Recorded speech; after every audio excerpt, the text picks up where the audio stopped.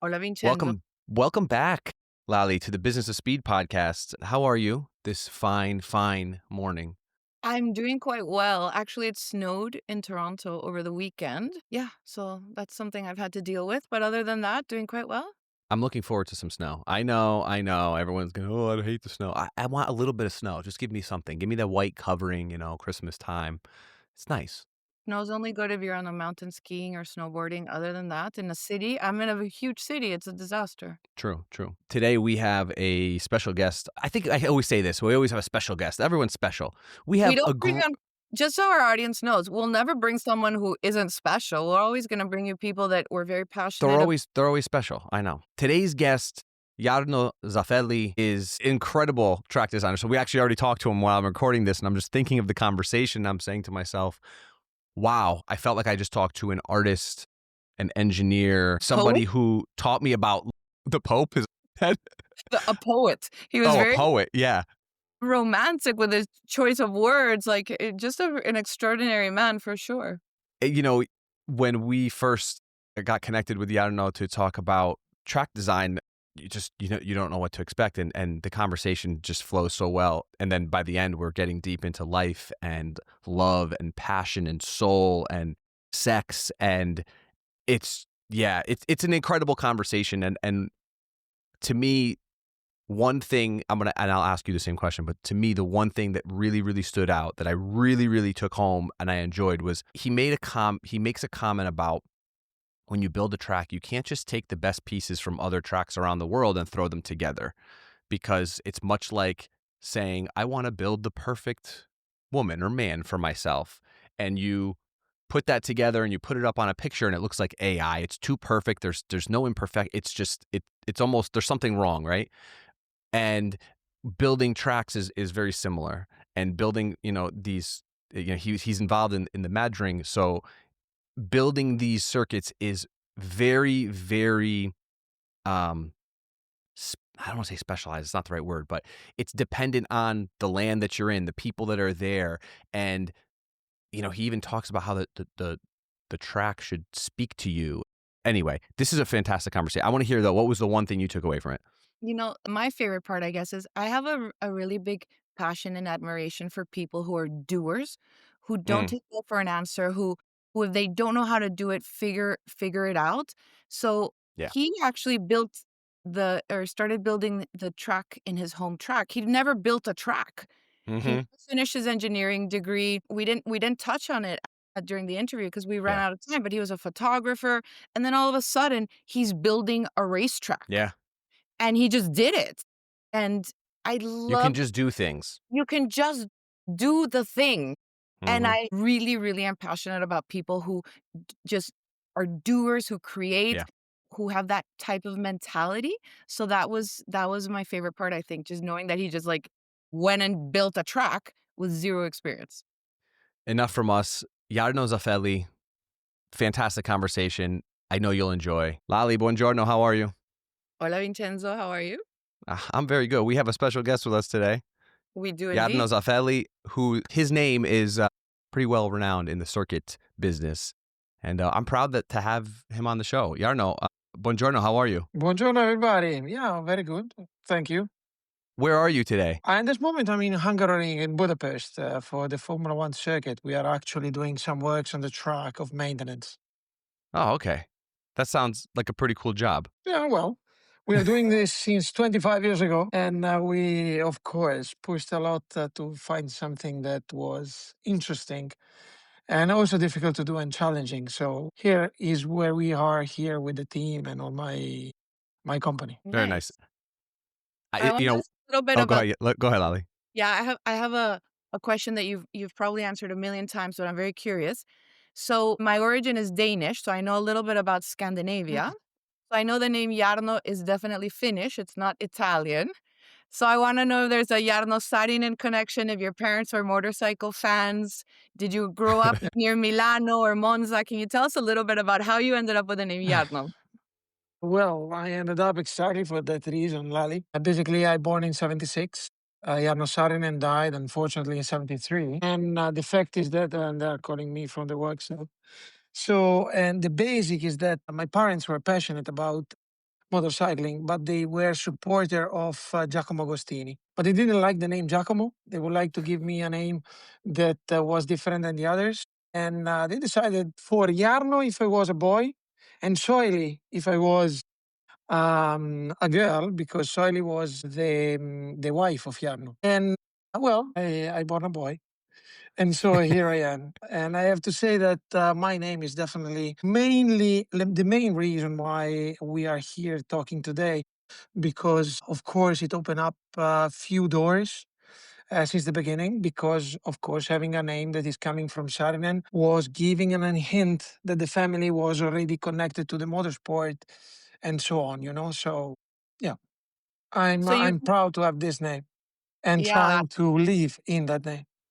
And so you grew up a big fan of motorcycle racing. That was your first love in motorsport? Well, it is difficult to say it was the first love in motorsport, because the first love, I guess, it was Formula One. But definitely, motorcycling was the place where I trained the most myself, riding bikes and working immediately since 2003 4 also on MotoGP trucks. So I started mainly in motorcycling because of two reasons. The first one is that the market was basically a monopoly of one of our competitors in Formula One, and in MotoGP there was much more thought and attention to details, and especially on the asphalt quality, bumpiness, and so on, and safety. So basically, I started there for this reason professionally. On a passion level, Formula One was the first. Nice. So you how did you, what made you want to get into track design though? Like, you know, you love the sport. I love the sport. I didn't become a track designer. What made you want to take that path? Okay, it was 1990, and basically I was going at university. I was not looking at myself. I was a very strong IT technician. If you now have an Apple, an iPhone, or something, there are codes, lines of codes that were written by me. At the time, even if I was very young, I was certified by Apple. But the fact is that I was not looking at myself completing the study of engineering, nor being at 40 years old an expert IT technician. So for a couple of years, in 98 and 1999, I was really struggling to see myself somewhere at 40. And I was looking for something that was not definitely motorsport. I was very open in this. I was trying to find something that was challenging enough to keep myself interested for the time being. And it happened that end of 1999, I had two friends coming back from a racetrack, doing a track day with bikes. And we were saying, well, if we would have a racetrack in our hometown, it would be always full. Because I'm coming from Reggio Emilia, that is in the center of Motor Valley, northern part of Italy, 15 minutes from Maranello, Ferrari, and well, all the other brands of supercars. Um, so Ducati as well. So the basic is that in January 2000, I started to think, okay, racetrack, few designers, difficult to do, lot of different aspects, engineering, civil, chemistry, biology, project management, really hard stuff. Let's do that. So I started without having no knowledge in racetrack design at all, but with a very strong IT background and technical. I'm an industrial engineer without a degree. And I left the university stating once I will have engineers and architects working for me instead of wasting my time to try to be an architect and engineer. And I simply tried to build the track in my hometown for 7 long years. And I didn't succeed it. I didn't. But then all the other racetracks started to ask me to share my experience in 2008, because I traveled all the world for 7 years doing designs and trying to learn from the other circuits why they were built like that, which were the choices, why the corner was like that, how they were doing the safety, and trying to fill the gap with the knowledge and my work. There's that saying, have you heard it? Fake it till you make it. Fake it until you make it. No, I never actually heard about it, but I can reckon that a lot of people in the business actually do like that. Mm. But I don't feel it mine because when I'm doing something, I'm always very serious. So what is happening is that I never, and this is continuing nowadays, I never go to find a client or a new project trying to fake it, but trying to simply to say, okay, I know that much and I know how much I'm missing. I'm not going to tell you that we will succeed, but I will try as hard as I can. And I know what I need to do to arrive there. So, sorry, my approach is always very, very, very technical and scientific. I'm always start from the point that if someone did something in the past, I can achieve it and I can teach someone how to achieve it. That's why we are at the peak of the technology in racetrack design, like we are in this moment. We have technical capabilities that no one else has. We have softwares, we have techniques that no one is using, and it's the reason why we have long-standing relationship. We have clients in Formula One that, and not only manufacturing and so on, that are with us since 10, 15 years and running. And they're calling us every time to fix also when they cannot find solutions. We are very different in respect of the other competitors of ours because our history is different. We are not starting from architecture or engineering, we are starting from the manufacturing of the truck itself. So we simply apply our problem solving skill set to solve the issues that you have there. We do not like to design something and say, okay, there's someone else will engineer it. We try to follow from the beginning to the end or the process. For the people who don't know that process, Mm. can you highlight the big key milestones that take place? If I approach you today and I have this plot of land and I want a racetrack built, how long is that process? How much money would be involved? And what are sort of the key milestones along the way? Very broad, obviously, Jarno. Okay, so let's say that Lali would like to build a truck. You Of have a course you would. land. You have a land. You want to do a permanent truck, not a street circuit. If you want to do a permanent truck, the first thing that we need to understand is to do what you would like to do. A club. You would like to do a racetrack for yourself. You would like to do it for your friends. You would like to do racing. Or you would like to do only to do track days. Or you would like to do it to test a car that you are manufacturing and you would like to have a proving ground. Once you know what you want to do, we can tell you if the land is enough, if the land is suitable, if you can get the permission in that land, if you have the budget, because the budget is really depending on which one it is. And we can start together a process. And the process is starting understanding where you want to go. It's like a journey, you know. It's like when you were 15 or 16 that you were looking at yourself at 25 where I want to go. Is like when you start, you want to go on holiday. Okay, maybe you don't know the path that you will go, that you will do to arrive there, but you know that you want to go to the Maldives, but you don't know the airline yet. So basically, you're coming to us asking, saying, okay, I want to go to Maldives, which airline I should take, or if I need to run, boat, or something, and the budget will change. So that's it. Do cost of track is very different. And Lali and I were Mhm. talking yesterday a little bit about currently we see a lot of street circuits is right now what is happening, especially in Formula One. And you're working. We'll talk a little bit about Madrid in a second. Why do you think it is that we're moving further away from purpose-built tracks, at least in racing? It's not a general tendency in racing. It's a specific tendency in Formula One. It's a simple reason. If you run a business like Formula One, it is much better to bring your show to the masses rather than having the masses that are coming to your place. Sure. So street circuit are a perfect reason, of course, to put your city on the map. So if Vincenzo is the mayor of a certain city, can say, okay, I would like the people to come and visit and to know my city. I show them and I give them an excuse to come to my place. And Lali, that is the CEO of Formula One, is just going to Vincenzo and stating, okay, you can come to me. I can just bring you Formula One if we agree on the terms, and it's a win-win situation. On a permanent racetrack is different because a permanent racetrack normally is not funded. Well, for Formula One, yes, but normally is a private track. Need a lot of subsidies from the public to be able to sustain a business like Formula One. And basically, a permanent track can live also without Formula One. Therefore, it's not necessary for a permanent track to have Formula One, but it's necessary for Formula One to have a track.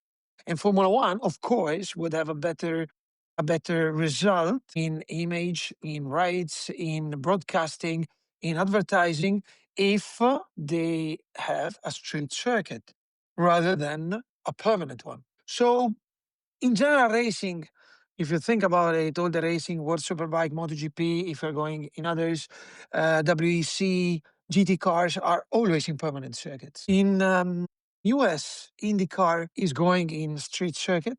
Formula E is going in street circuit, but again, for different reasons, and mainly because they're trying to bring the show to the masses rather than the opposite. What about the nightmare situation? What when someone comes to you, which one typically has more stress points for you, creating a temporary street course or a permanent road course? For a lot of reasons, it's much more complicated a street circuit in a European country, specific in a European country. The reason is, I can talk about some genesis like in Singapore, for example. If you're going in Singapore, the roads are naturally already big. So you can find a road that is already big enough to host what Formula One and FIA requires. If you're going in a European city that is, of course, older than all the rest, vast majority of the world, it is much more difficult to find a road, a street that is not narrow too much. So, the case of Madrid, for example, the nightmare is coming from the amount of layering of all the participants to the decision process. When you're going in a street circuit, you have a lot of different agencies that are going in. And if you're going in Europe, you have even more than if you are in US or in Saudi or in Asia, because it's a different way of having rights, it's a different way of, well, history level that piled up bureaucracy in a lot of way. I can tell you that in Madrid we had more than 55 different agencies involved in the authorization process called the Licencia Omnibus, and it was a nightmare. Of course, a nightmare from a designer perspective, and on a perspective of the one that is doing all this process. You can think only about when we received the how you call it, prescription, I guess, Hmm. on the design, on the first iteration of the design. It was 2023. The document was like 60 pages of things. And the problem is that some are not in agreement with others. Hmm. So you try to fulfill one requirement and you cannot fulfill others. So it was a very hard job that was over the 24th of April of this year, achieving all the licensing and authorization to build, construct, and so on. And of course, it's an ongoing process. Now it will be. Who now in that process? You said there was over 55 parties Yeah, involved. yeah. Is there somebody who has more influence than others in that case? Madrid's case, FIA, promoter, government. Who was there one party that has more of a say? Definitely in that stage was not FIA or Formula One, because we were starting with a concept that was developed in 2023. And that the concept was the one on which Formula One and Madrid approved, okay, in principle, we are going that. But then we redid the design completely because the design was to be buildable and to be approvable. Hmm. Therefore, we started in end of June last year We started a long process where the 55 entities came in without having Formula One and FIA involved, because that was more local authorization process. On the basis that we are the designer that are bringing the FIA and Formula One capability and knowledge, until there is an approval in principle, we are not going back again to FIA and F1 to ask for the approval of the Okay. modification of the concept. Therefore, the 55 were, for example, the municipality, the community, and then you have the water district, you have the people that are looking about out of the sewage, electricity. You don't have only one Mm, supplier, and you're crossing a road that is just having five different supplier. You have telecoms, you have the airport is very near, so you're looking at the height of your cranes during the construction. I will have the helicopters that will need to land there during the operation. Therefore, you understand. I'm not going to see. bother you on all these details, but he's all thinking at the event since the beginning and trying to fit all the requirements of everyone. Then are coming, of course, the neighbors, are coming the protection of animals, all this kind of stuff all together in a big process that in Italy, sorry, in Italy, in Europe, is always very, very, very complex. In Italy as well, but Madrid was strong enough to be the first capital in Europe that can have, in the old Europe, that can have a Formula One event in his town. What are you most excited about for let's talk about Madring for a second. Yeah. What features of the circuit are you most excited for? Tell us, what should we look forward to watching it? Well, the most exciting for me is definitely the hypertrack section that is in the north. Basically, the part where we are trying to get back bankings like we did in Zandvoort. Mm, Unfortunately, for new regulation in 2026, we had to reduce it a bit in respect of what we would like to do in the beginning.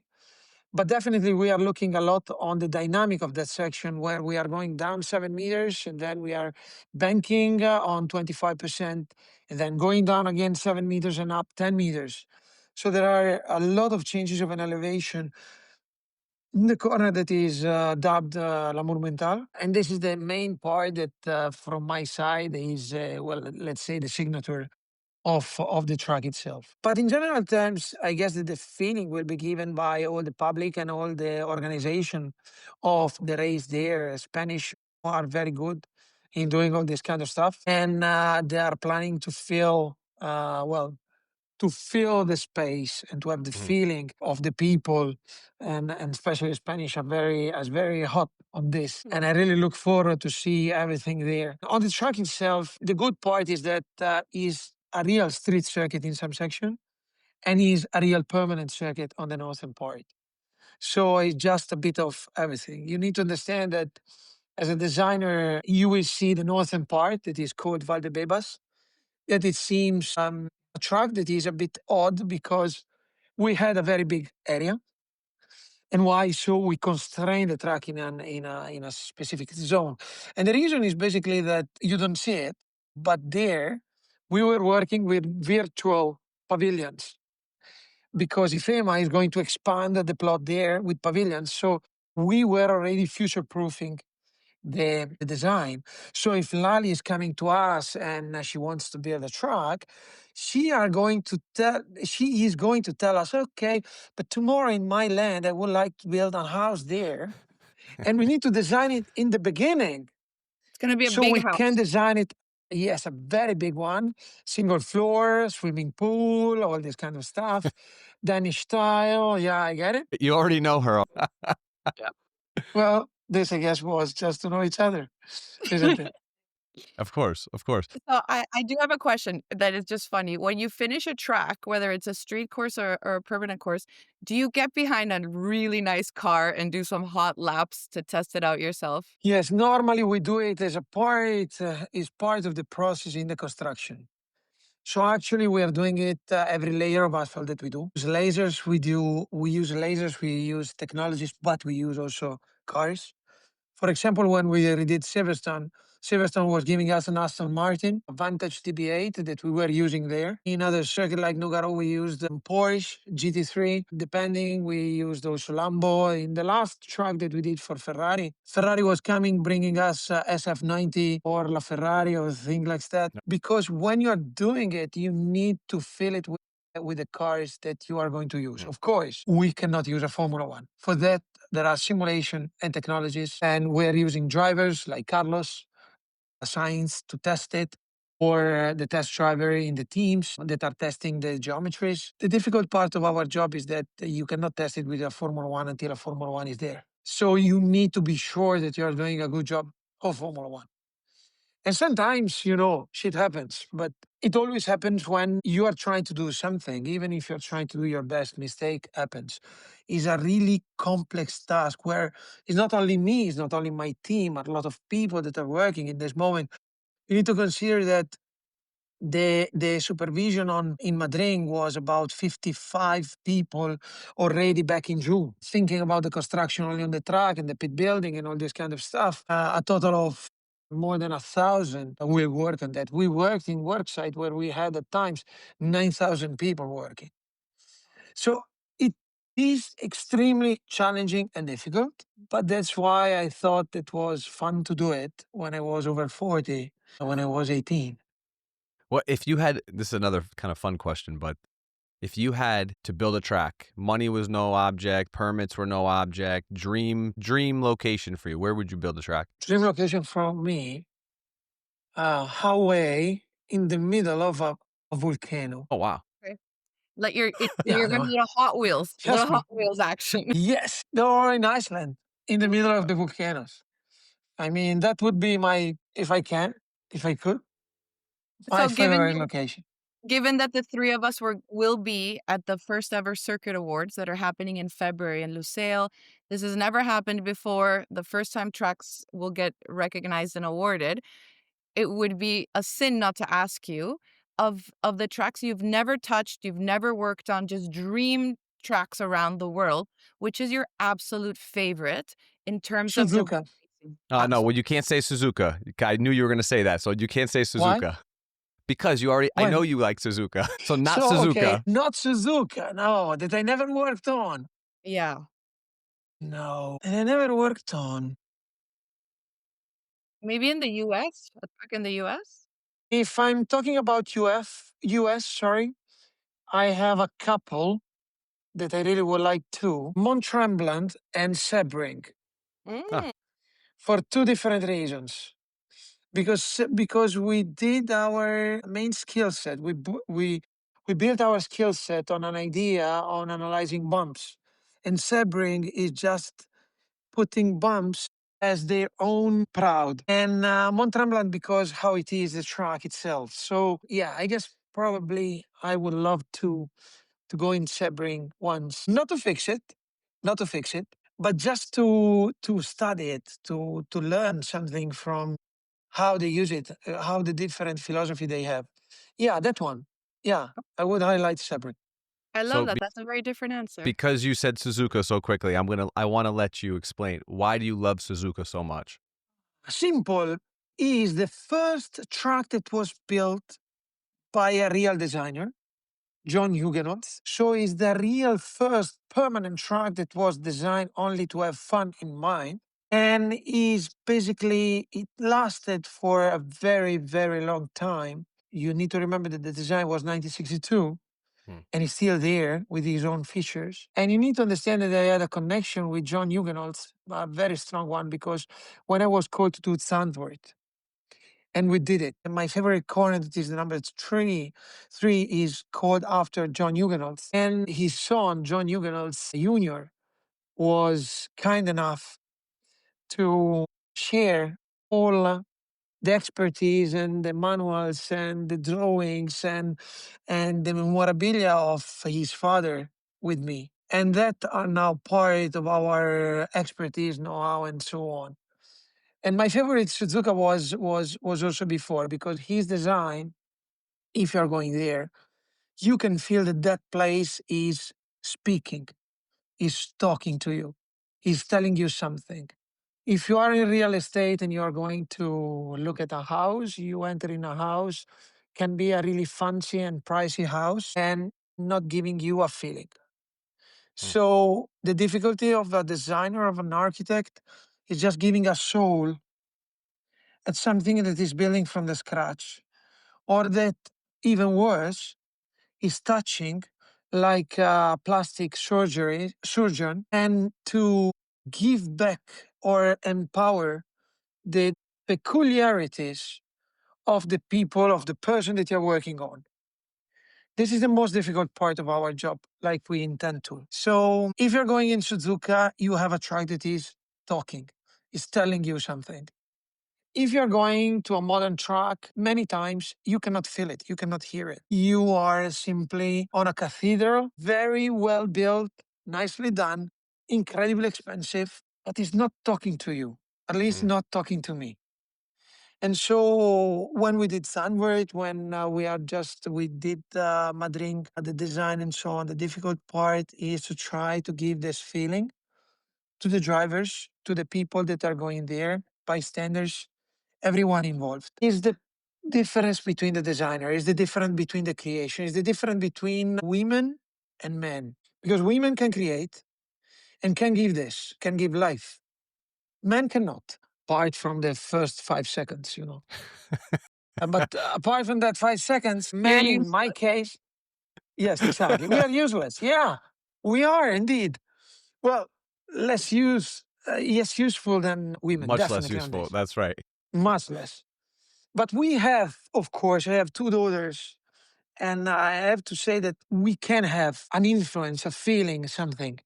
But definitely creating something like an architecture or a racetrack and trying to give that you can naturally give to life as a woman, and from our side trying to give it as a man that is just building something artificial, is what we are trying to do. And I guess that is the ultimate target that we need to aspire to as men. Well, you've So, done a good job at being the king of soul on track. So Yes. well done. well, blending, I think, Thanks, trying what to. I'm hearing, what I hear is the very precise balance between science and art, right? And that's what you're creating, Absolutely. Absolutely. No, is what not what I'm creating, what we are trying to create. trying to create, Then right? if we are Yeah. creating, is for someone else to say.